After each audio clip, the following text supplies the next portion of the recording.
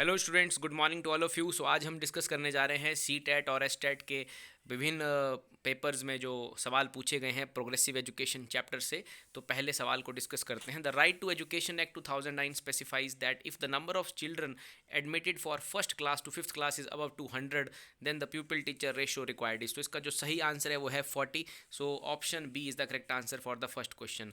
Which of the following statement is not true about teaching. तो दोस्तों इसका जो सही जवाब है वो है option D, teaching is instruction. तो ये एक गलत स्टेटमेंट है। टीचिंग एक इंस्ट्रक्शन नहीं है, टीचिंग एक साइंस है एज वेल एज आर्ट है। टीचिंग इज फॉर्मल इनफॉर्मल, ये भी सही है। Teaching is modifiable. सो यहाँ पर जो गलत जो बना है यहाँ पर टीचिंग के रिगार्डिंग वो है option D, teaching is instruction. So D is the correct answer for this question. तीसरे प्रश्न की तरफ चलते हैं। The national curriculum framework 2005 under the heading quality dimension gives more importance to. So तीसरे सवाल का जो सही आंसर है वो option D, their experiences design for the child and curriculum reform. So option D जो है वो तीसरे सवाल का जो है वो सही आंसर है। 2005 under the heading quality dimension में जो यहाँ पर ज़्यादा इंपॉर्टेंस दिया गया वो दिया experiences design for the child and curriculum reform.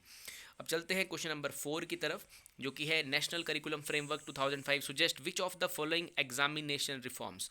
तो 2005 का जो ये नेशनल करिकुलम फ्रेमवर्क है, इसमें जो एक इंपॉर्टेंस दिया गया उसका जो एक एग्जामिनेशन रिफॉर्म से रिगार्डिंग जो इंपॉर्टेंट पहलू था वो था class 10th examination should be optional, may be optional.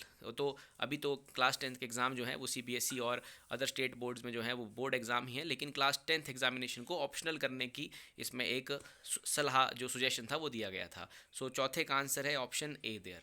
पांचवें सवाल की तरफ चलते हैं। At lower classes play way method of teaching is based on. So इस सवाल का सही आंसर है लोअर क्लासेस में जो प्ले वे मेथड है it basically based on psychological principles of development and growth. So C is the correct answer for fifth question. Six सवाल की तरफ चलते हैं। To maintain interest among students in a class a teacher should.